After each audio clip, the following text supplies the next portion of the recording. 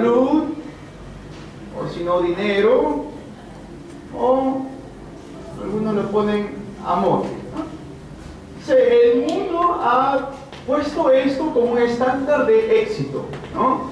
Entonces, si tienes dinero, si tienes salud, si tienes amor, entonces es lo que llamamos, eres una persona bendecida, una persona exitosa, eres una persona que ya lo ha conseguido todo. ¿Por qué? Porque tienes salud, dinero y amor.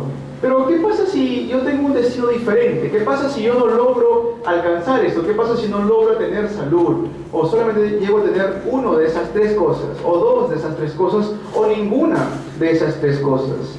Pero lo más importante de esto es entender de que todo esto es el lado físico. Y más sin embargo el mundo nunca te dice que te preocupes por el lado espiritual. El mundo nunca te dice lee tu Biblia, nunca te dice ora. No te dice eso el mundo, más bien te dice busca dinero, haz dinero, busca el amor, busca la salud, ¿no? Te dice que hagas todas estas cosas para que tú obtengas algo. Pero no importa qué tanto dinero, o salud, o amor yo tenga en mi vida, si yo no tengo vida espiritual, de nada me ha servido. De nada me ha servido. ¿Y cómo es que Jesús es que define la verdadera bendición?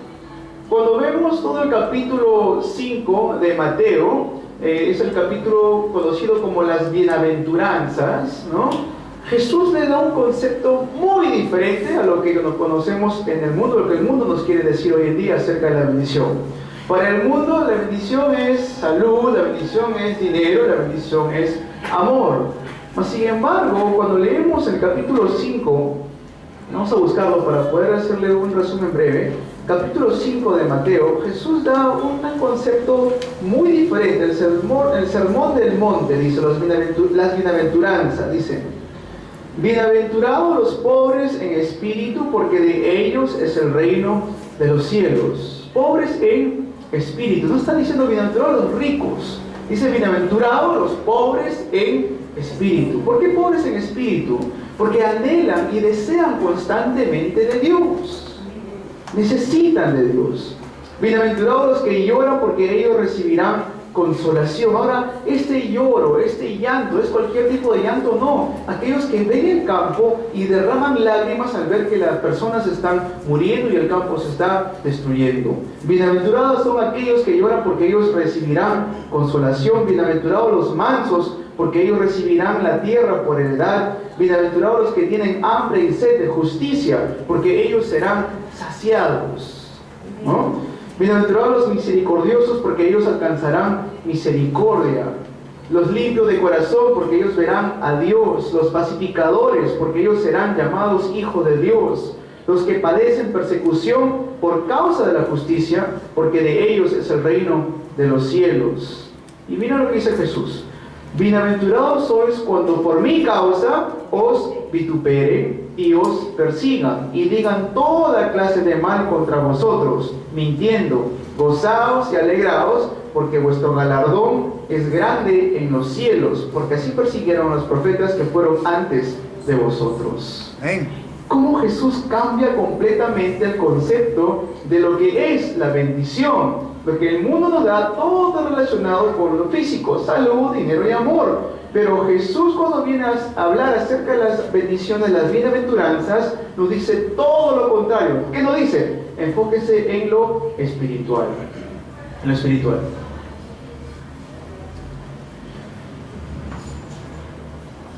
Porque imagínense, si solamente vivimos en este mundo para salud, dinero y amor, eso, en otras palabras, es esto: es Génesis 3, el egocentrismo; es Génesis 6, el materialismo; y es Génesis 11, el éxito incorrecto. Entonces no podemos nosotros vivir bajo ese concepto que el mundo nos da acerca de lo que realmente es el éxito. Lo que realmente es el éxito en nuestras vidas como creyentes es que Dios está conmigo. Amén. Amén. Dios está conmigo. Otra más, Efesios 1 del 3 al 4, nos dice algo muy interesante. Efesios 1 del 3 al 4 dice: Bendito sea el Dios y Padre de nuestro Señor Jesucristo, que nos bendijo con toda bendición espiritual en los lugares celestiales en Cristo. Amén. ¿Se dan cuenta que la bienaventuranza ya está con nosotros? Las bendiciones ya están con nosotros, y todas estas bendiciones, ¿qué van? Van con el lado espiritual, que nos bendijo en los lugares celestiales. ¿Dónde? En Cristo, según nos escogió en Él antes de la fundación del mundo, para que fuésemos santos y sin mancha delante de Él. Dios ya ha preparado todas las bendiciones para nosotros como hijos e hijas de Dios. Nuestro propósito en la vida no es buscar estas bendiciones porque Dios ya las tiene preparado, es simplemente gozar de ellas. Gozar de ellas. El amor de Dios es así de grande, nos ha dado esta tremenda bendición. Es por eso que nos dice en Juan 3:16, de tal manera amó Dios al mundo que envió su Hijo unigénito para que todo aquel que en Él crea no se pierda, mas tenga vida eterna. Amén. Constantemente estamos viendo esto, y durante el año y los siguientes años en el culto vamos a escuchar estas tres palabras, lo que es la Pascua, lo que es el Pentecostés y la cosecha. Dios nos mandó en el Antiguo Testamento a acordarnos de esto como algo perpetuo. Es por eso que constantemente vamos a verlo. Ahora, en el Antiguo Testamento ellos celebraban estas fiestas, las tres fiestas, de una manera diferente. Pero hoy nosotros hacemos conmemoración a estas fiestas, la Pascua, el Pentecostés y la cosecha, no para hacer, digamos, un banquete de comida o cosas así, sino para entender realmente, más allá del lado físico, cuál es el significado espiritual detrás de todo esto. La Pascua precisamente significa eso. Si leemos en inglés, significa the Passover, que pasa por encima. Significa que, ¿qué es eso? Que hemos ya pasado de muerte a vida. Que donde debimos haber nosotros recibido la muerte, nosotros tenemos vida ahora. En otras palabras, es nuestra identidad. La Pascua es nuestra identidad como hijos e hijas de Dios. El Pentecostés es el hecho de que Dios está con nosotros mediante el Espíritu Santo y nos está constantemente guiando. Eso es el Pentecostés. Está con nosotros mediante el Espíritu Santo y nos está guiando. ¿Qué es la cosecha? Lo que vivimos ahora en este mundo, los que ahora estamos viviendo en este mundo, tenemos la bendición de la cosecha, la cual significa que tenemos el trasfondo, el respaldo de los cielos. Amén. Esas son las tres cosas que tenemos que hoy día, apúntalo, aquellos que están con sus cuadernos y lapiceros. La Pascua, nuestra identidad como hijos e hijas de Dios. El Pentecostés, que Dios está con nosotros mediante el Espíritu Santo guiándonos y está obrando en nuestras vidas. La cosecha, que aunque yo viva en este mundo, mi trasfondo es el trasfondo del reino de los cielos. Amén. Vamos a entrar al mensaje del día de hoy. Vamos a ver el desarrollo. Punto 1. En Cristo. Vamos a abrir Efesios 1. Efesios 1 del 1 al 14.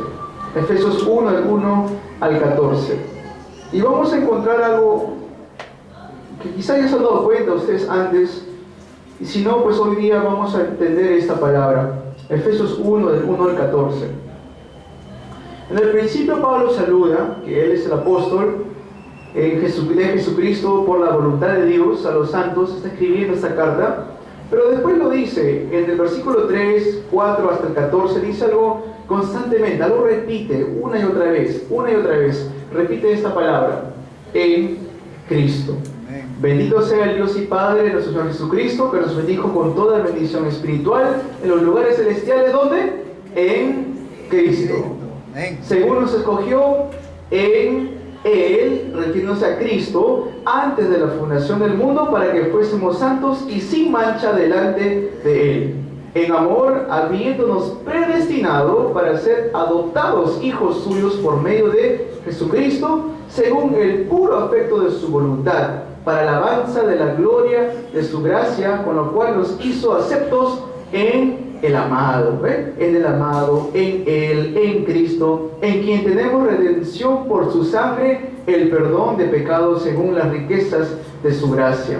Que, ojo con esto, que hizo sobreabundar para con nosotros en toda sabiduría e inteligencia, dándonos a conocer el misterio de su voluntad, según su beneplácito, el cual se había propuesto en sí mismo. Constantemente repite esto: en Cristo, en Cristo, en Él amado. ¿Qué significa todo esto? Ahora, cada ser humano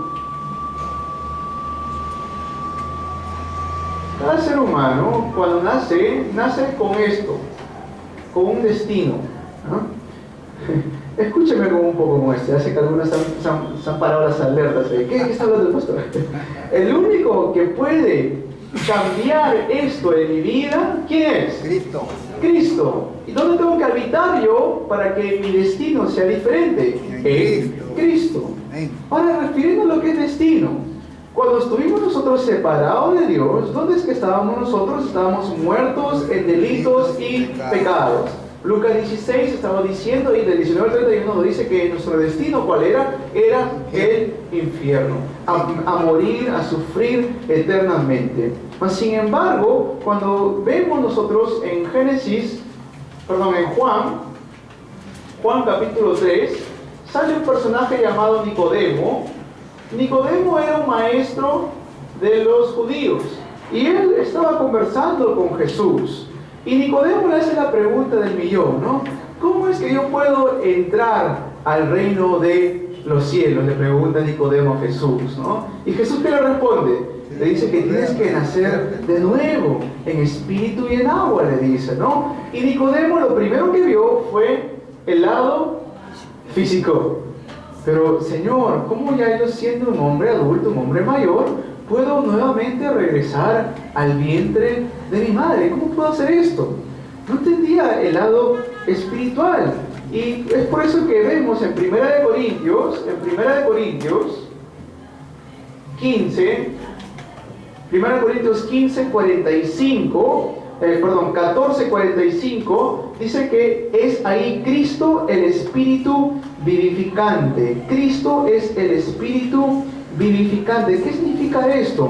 Que nosotros fuimos creados a imagen y semejanza de Dios. Significa que el Espíritu de Dios estaba en nosotros. A causa de la desobediencia es que nosotros pudimos entrar en un estado de muerte espiritual, y es ahí cuando el primer Adán, dice ahí, fue solamente creado, pero el segundo Adán, que es Cristo, viene a ser el Espíritu vivificante.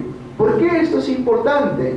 Porque muchos pensamos en nuestras vidas que por el hecho de que yo simplemente creo en Dios, significa que yo soy un hijo de Dios.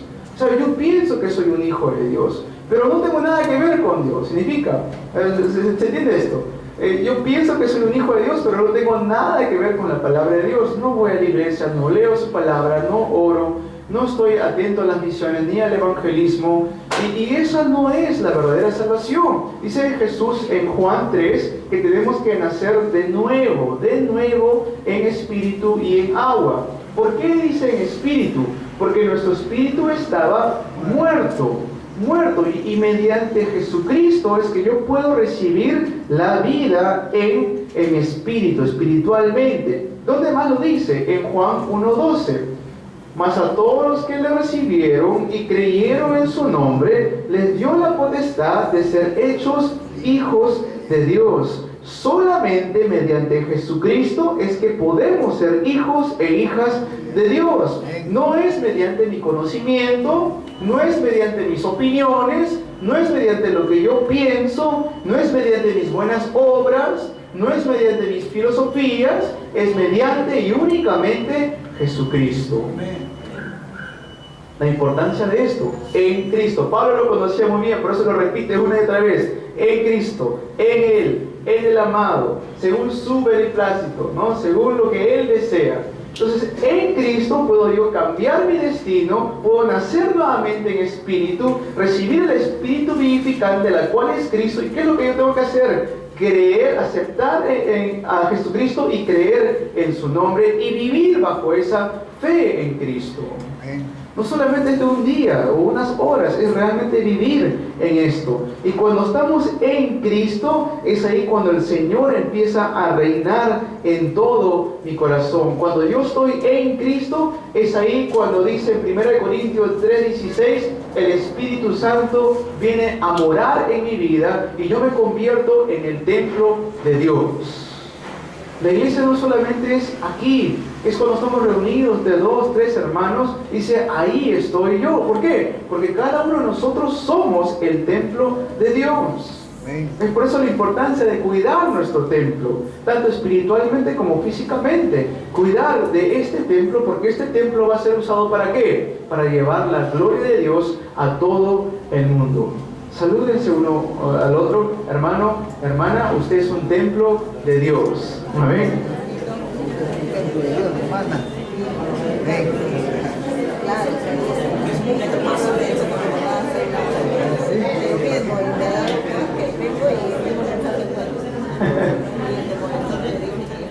Somos templo de Dios.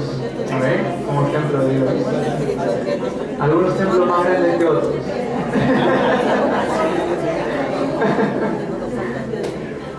Sí. Gozando de esto, gozando de ese gozo en nuestras vidas, el Espíritu Santo está en nuestras vidas. En Juan 14:27 dice, mi paz os dejo, mi paz os doy. Yo no la doy como el mundo la da. Amén. No se turbe vuestro corazón ni tenga miedo. Tenemos que gozar de esta bendición tan tremenda. Ustedes, separados de Dios, éramos absolutamente nada. Mi destino era único. No es que, ¿cuál será mi destino? Como si tuviera muchos destinos. No. Mi único destino que tenía separado de Dios era muerte, sufrimiento, aflicción.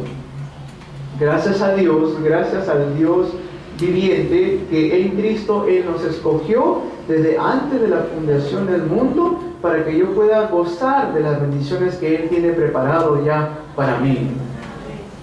Nacer de nuevo, el Espíritu vivificante, recibir y aceptar a Jesucristo, y el Espíritu Santo mora en mi vida. Ahora, ya que soy salvo, ya que yo tengo la salvación en mi vida, ¿ahora qué hago? La pregunta es, ¿soy salvo? ¿Soy salvo? La pregunta, punto 2. ¿Cuántos tenemos esa convicción de que tenemos salvación? Amén. ¿Sí? Entonces, ya no hay más que hacer, ¿no? Nos morimos todos. Tenemos que cumplir, predicar el Evangelio. Ajá. Porque si seguimos viviendo, vamos a pecar. ¿Ah? Y miren cómo se dan cuenta ustedes. El hecho es que hay movimientos, herejías, que se levantan así. Se levantan movimientos diciendo, y lo predican todo muy bonito, el hecho de que uno es salvo mediante Jesucristo, y después hacen que las personas puedan ir a destrucción con engaños del diablo. Hay una herejía así. Es más, hace los años 80 se levantó un líder haciéndose pasar por Jesús, él mismo, que llevó a toda su congregación. Su congregación era una congregación relativamente grande, digamos unas 300 a 400 personas, y como ellos no podían ser contaminados por el mundo, se fueron a vivir, compraron un terreno muy grande en Sudamérica, creo que fue, y se fueron todos a vivir ahí, cultivaban sus propias comidas, tenían sus propias iglesias, hasta el punto que dijeron, ya no podemos vivir más en este mundo. El líder hizo que haga un suicidio, un suicidio masivo a toda la congregación. Hay una importancia por la cual tenemos que seguir viviendo. Hay una razón por la cual Dios nos mantiene vivos todavía. Porque si no, estaría ahí y se acabaría todo, ¿no? Ya recibo salvación, tengo la bendición de estar escrito mi nombre en el libro de los cielos, pues me voy con Él. No, no es así. Dios me está dando la oportunidad de tener una nueva vida. ¿Para qué? Para el evangelismo. Para el evangelismo.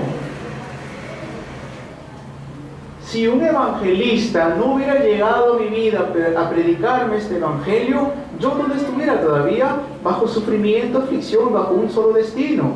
Pero gracias a Dios que levantó a un hijo, una hija de Dios, un evangelista, para que me predique este evangelio, y el día de hoy yo tengo salvación mediante Jesucristo. Amén. Ahora que soy salvo, yo tengo que salvar a otros que no han escuchado este evangelio para que ellos también tengan esta salvación. Amén. Es por eso la importancia de la cual yo tengo que todavía seguir luchando la batalla espiritual, seguir todavía aferrándome a este pacto, seguir caminando bajo la guía del Espíritu Santo, deleitándome en la palabra de Dios. En 1 de Timoteo 2:4 dice esto.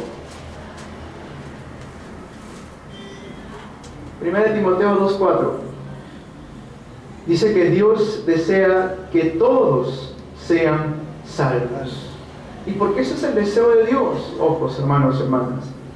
El hecho de que Dios desea que todos sean salvos no significa que todos vamos a ser salvos.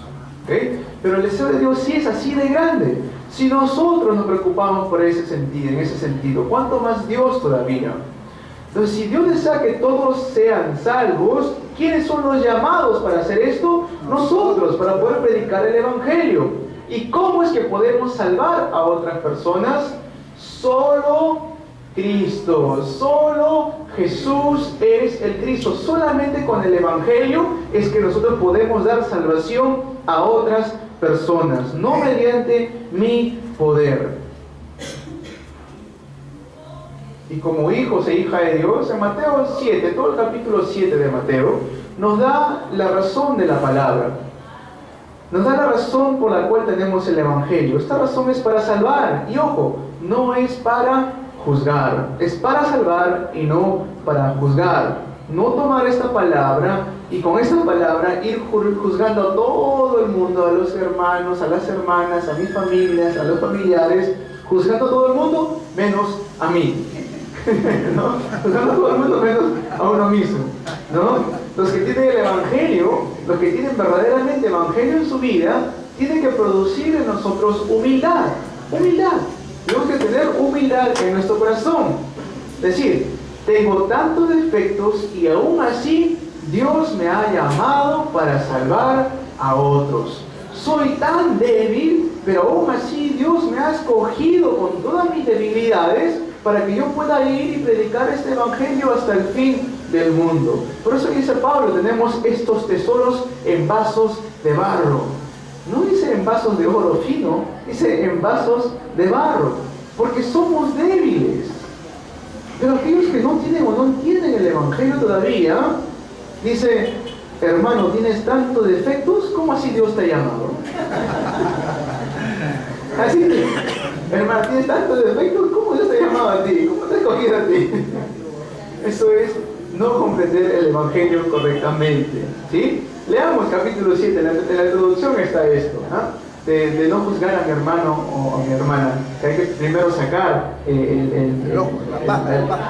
la paja, ¿no? de nuestro ojo, y antes de ver lo que está en la vida, ¿no? ¿Okay? Esto, el Evangelio, produce a nosotros cambio, humildad, y esto es el Evangelio también lo que nos va a confrontar siempre. ¿Okay? Nos va a confrontar, y eso es muy importante. Ahora que soy salvo, ¿cómo hacer esto? Llevar el Evangelio a todos, a todo el mundo, a mí mismo primeramente. Dios me ha llamado para salvarme. Juan 15. Lean todo el capítulo de Juan 15. Juan 15 dice, fuera de mí nada podéis hacer. Separados de mí nada podemos hacer. Separados de Cristo, nada. ¿Separado de Cristo? Nada. Entonces imagínense si el Evangelio no hubiera llegado a nuestras vidas. Nada. No hubiera sido nada, absolutamente nada. A eso es que pensamos, como en algún momento lo pensó y vimos la semana pasada, Elías, Señor, ya basta, ¿no? Señor, ya basta, ya no quiero más seguir cargando tu cruz, ya no quiero más seguir andando por este camino. No podemos hacer eso. ¿Por qué? Porque fuera de Cristo, nada.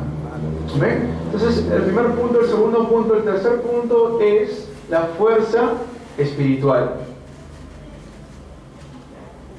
Ahora, para yo poder evangelizar el mundo, yo necesito fuerza espiritual. ¿Por qué? Porque el evangelismo no es algo común. El evangelismo no es algo común, no es algo ligero. El evangelismo es una batalla espiritual. Es por eso, si se dan cuenta, cuando uno quiere venir el día domingo al culto, se levanta cualquier tipo de obstáculo para que no venga.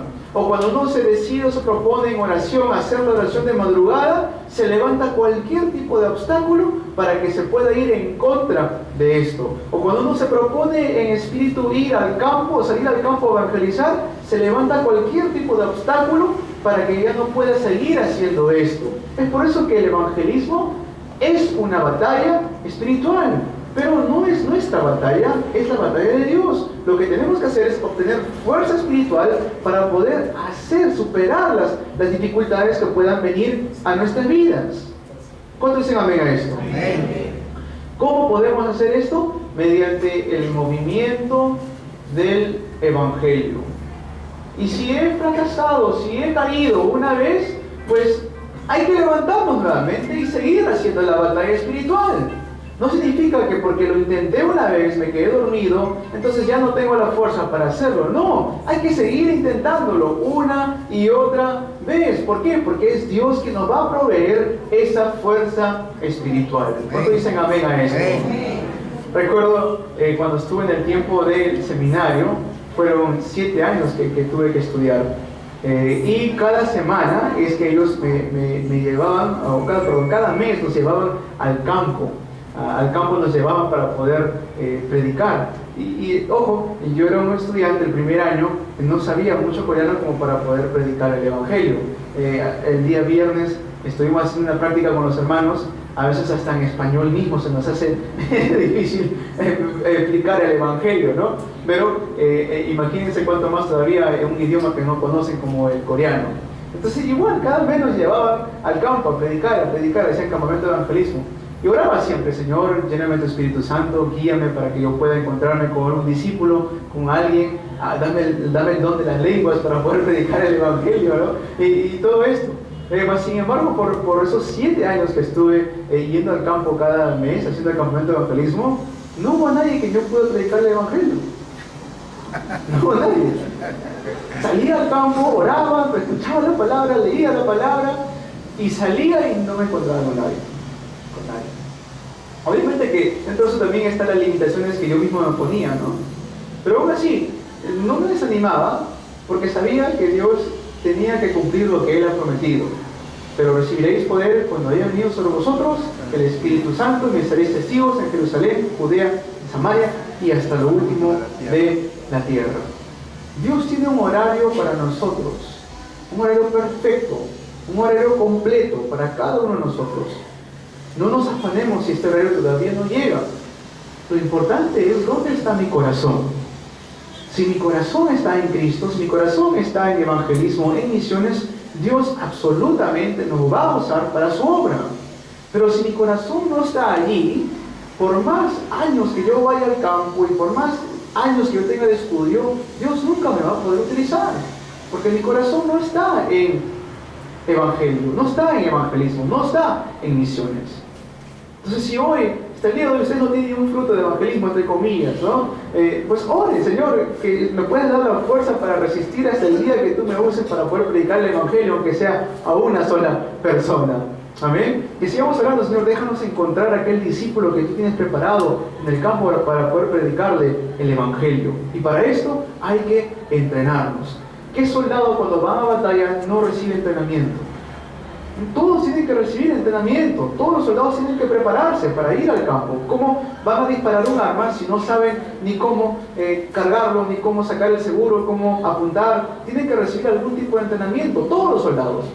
Nosotros somos hijos e hijas de Dios, tenemos que recibir entrenamiento en nuestra arma espiritual, la palabra de Dios. Amén. Amén. Tenemos que equiparnos muy bien para eso, el movimiento del Evangelio. Y con esto, pues, equiparnos también y orar para que Dios nos dé esos 5 poderes.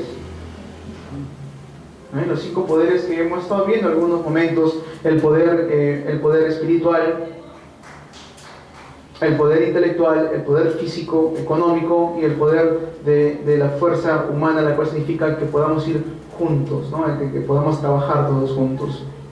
Pero el punto es, ¿cómo es que yo puedo recibir o obtener esta fuerza espiritual? Entonces, si yo estoy buscando esta fuerza espiritual, sé qué tengo que hacer, pero ¿cómo obtener esta fuerza espiritual? Ahora vamos a entrar a donde hemos leído al principio, en el Salmo 1, del 1 al 2. Salmos 1, del 1 al 2. Vamos a leerlo. Dice: Bienaventurado, bienaventurado el varón que no anduvo en consejo de malos, ni estuvo en camino de pecadores, ni en silla de escarnecedores se ha sentado. Ojo con esto. Si yo pienso recibir fuerza espiritual, ¿dónde es que no la voy a encontrar? En los consejos de los malos, ahí no hay fuerza espiritual. ¿Ok? En camino de pecadores, ahí no hay fuerza espiritual. Dice, en la silla de escarnecedores, tampoco ahí está la fuerza espiritual. No busquemos encontrar fuerza espiritual en las cosas del mundo, porque no está ahí. Esas cosas más bien nos va a debilitar espiritualmente. ¿Okay? Seguimos leyendo. Sino que en la ley de Jehová está su delicia, y en su ley medita de día y de noche. En la ley de Jehová está ¿qué? ¿Sabes lo que es delicia? ¿No? Algo que es rico, delicioso, exquisito. Ahí está nuestra delicia. ¿Dónde está esto? En la palabra de Dios. Amén. En la palabra de Dios. Cuando leamos la palabra de Dios, tenemos que sentir que esto es nuestra delicia, que esto está riquísimo, esta palabra el día de hoy. ¿Cuántos dicen amén a esto? ¿Sí? Tenemos que encontrar eso. En otras palabras, si yo quiero recibir fuerza espiritual, eso es Emmanuel, Dios con nosotros. Gozar de esta bendición tan tremenda que tenemos. Si mi gozo está en otras cosas, entonces ahí tengo la respuesta: ¿dónde está mi estado espiritual? ¿Se entiende? Mi gozo, mi delicia, ¿dónde tiene que estar? En la palabra de Dios, en la ley de Jehová. Pero si mi gozo está en otras cosas, entonces ahí está mi estado espiritual. Si mi gozo está en la palabra de Dios, entonces ahí está mi estado espiritual. Pero si mi gozo está en otras cosas, si mi gozo es más personas, más relaciones interpersonales, más la cosa del mundo, entonces ¿cuál es mi estado espiritual? Ahí está, y se nota claramente cuál es mi estado espiritual. ¿Por qué dice en Hebreos 4:12? Miren lo que dice en Hebreos 4:12. Se lo voy a leer. Porque la palabra de Dios es viva y eficaz. Es más cortante que toda espada de dos filos, y penetra hasta partir el alma y el espíritu, las coyunturas y los tuétanos, y discierne los pensamientos y las intenciones del corazón. Si realmente meditamos en la palabra de Dios, si nos gozamos en la palabra de Dios, verdadera sanidad se va a levantar en nuestras vidas, tanto espiritualmente, emocionalmente, físicamente, intelectualmente también. Ahí está en su palabra de Dios. Ahora, ojo con el orden. Primero es el lado espiritual. Dice, nuestras decisiones, hasta lo que nosotros decidimos, va a cambiar. ¿Por qué? Porque dice ahí, discierne los pensamientos, dice, y las intenciones del corazón. Entonces, cuando yo estoy en Cristo, cuando yo me estoy deleitando en la palabra de Dios, cuando yo estoy recibiendo fuerza espiritual, hasta las decisiones que yo tome en mi vida van a ser completamente diferentes. Amén. Según Timoteo 2:7 dice, considera todo lo que digo, y el Señor te dé entendimiento en todo. Considera lo que te digo, significa medita lo que te estoy diciendo. ¿Qué es lo que hacía David para tener fuerza espiritual? Meditaba en la palabra de Dios, de día y de noche. Meditaba en la palabra de Dios. Si nos aferramos a la palabra de Dios, lo memorizamos, veremos cómo cambia nuestra vida entera. Verifiquen esto, confirmen esto en sus campos. Si hasta el día de hoy he estado tomando decisiones incorrectas por de repente seguir mis propias emociones o mis propios entendimientos, pues el día de hoy que sea el tiempo en el cual pueda cambiar esto en mi vida, pueda aferrarme a la palabra de Dios, Puedes decirle, Señor, déjame empaparme de tu palabra, déjame meditar en tu palabra de día y de noche, que yo pueda, Señor, encontrar mi delicia en tu palabra, y vamos a ver la gran diferencia que vamos a ver en nuestras vidas. Hoy hemos visto y hemos alabado una alabanza de Fanny Crosby, ¿sí? El primer himno que hemos cantado en la mañana, en la tarde, perdón. ¿Quién es Fanny Crosby? Le voy a contar brevemente quién es Fanny Crosby. Fanny Crosby, de muy niña, cuando nació, se enfermó de una gripe, al punto de que sus ojos se irritaron, y por culpa de un vecino que le había dicho que le apliquen un tipo de cosa a sus ojos, en vez de ayudarla, pues dañó los nervios ópticos y quedó ciega en muy temprana edad. Fallece su padre, se queda solamente con su madre y su abuela. Su madre y su abuela eran creyentes, muy creyentes. Entonces, lo que ella empezó a hacer desde muy niña era memorizarse libros enteros de la Biblia, los 4 evangelios, el Pentateuco, los 5 primeros libros de la Biblia, los Salmos, Proverbios. Se memorizaba libros enteros, ¿no? Y tanto eso fue su formación y su base, que cuando ella creció, ella, en el proceso que iba creciendo y ya de adulta, escribió más de 9,000 himnos. Más de 9,000 himnos. Y hemos cantado hoy uno de ellos, sus palabras hermosísimas. Y tanto es así que a las personas que hacían los himnarios, no querían, siendo prudentes también, no querían poner que todos los himnos fueron escritos solamente por ella, ¿no? Entonces, ¿qué pasó? Ella utilizaba más de 200 seudónimos para que no sea solamente el nombre de ella puesto en el himnario, ¿no? Pero a tal punto es, si nosotros empezamos a deleitarnos como lo hacía David, como lo hacía Fanny Crosby, vamos a ver grandes cambios en nuestras vidas. Ese destino que tanto nos molestaba, tanto nos tenía atemorizados antes de conocer a Dios. Antes de conocer a Dios, estoy seguro que teníamos mucho miedo. ¿Dónde íbamos a ir? ¿Qué iba a pasar si moríamos? El día de ayer, estando en el campo, les pedí oración porque fui al campo de Guaral y nos encontramos con una muchacha, 31 años, Diana, que recibió el Evangelio muy bien, aceptó a Cristo en su corazón. ¿Y qué pasa? Que su vecina es una bruja que la aventaba, o hasta el día de hoy seguramente todavía le sigue aventando cruces con cosas que hacen los brujos, ¿no? Y la aflicción que ella tenía en su vida era muy fuerte. Entonces, viendo eso, viendo el campo, cuando uno entra a ese lugar, había algunos gatos que ella tenía, y los gatos empezaron a alborotar mientras que yo le estaba predicando el Evangelio. Se nota la atmósfera espiritual cuando uno entra a un lugar donde no está el Evangelio, y ahí fuimos a plantar el reino de Dios, en ese lugar. Y ella vive justo al frente del cementerio. Justo al frente, ni bien sale uno de su casa, se ve ahí todas las tumbas que están ahí, ¿no? Entonces, imagínense el peso espiritual que ha estado afligiendo esa región. Pero el día de ayer pues encontramos a una persona que estaba dispuesta, apta. Ella fue la que preparó todo para poder ir a su casa y darle el Evangelio y continuar orando por ella. Se llama Diana, ¿sí? Manténganla en sus oraciones. Y manténganla en sus oraciones. Diana, ella vive en Guaral. Y tiene a su sobrino que sufre es autista. Ha quedado ciego de un ojo. Y a veces, por lo que ya está ciego, se levanta por medianoche porque no diferencia entre el día y la noche, y se pone a jugar de repente en la madrugada, a las 3, 4 de la madrugada, y después se acuesta nuevamente a las 6, 7, ¿no? Y entonces es difícil para él. Y tiene una hija aparte, su hija que es de ella, ¿no? Pero sigamos hablando porque hay gente así. El diablo ha estado queriendo hace lo que él quiere en el campo. Para eso nosotros hemos sido llamados, para eso Dios ha cambiado nuestro destino. Para eso Dios me ha dado solo el Evangelio, solo Cristo. Para eso tengo que yo obtener fuerza espiritual para poder salir al campo y dar la respuesta correcta a las personas que están siendo afligidas. Amén. Amén. Conclusión.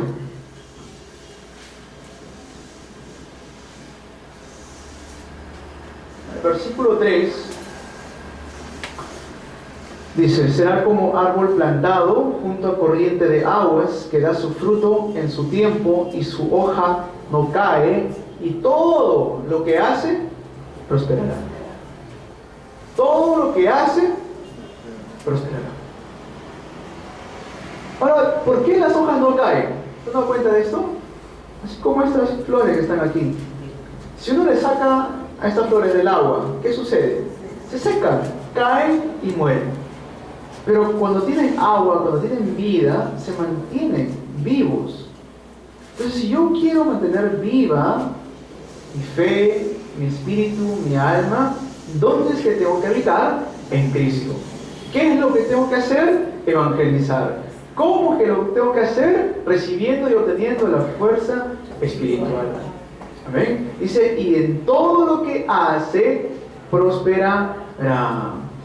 Todo lo que prospera, todo lo que hace prosperará. En otras palabras, como dice el himno de Fanny Crosby, en su amparo confiaré, ¿no? Es Jesús mi amante guía. Es Jesús mi amante guía. Amén. Vamos a orar. Padre, bueno, gracias, Señor.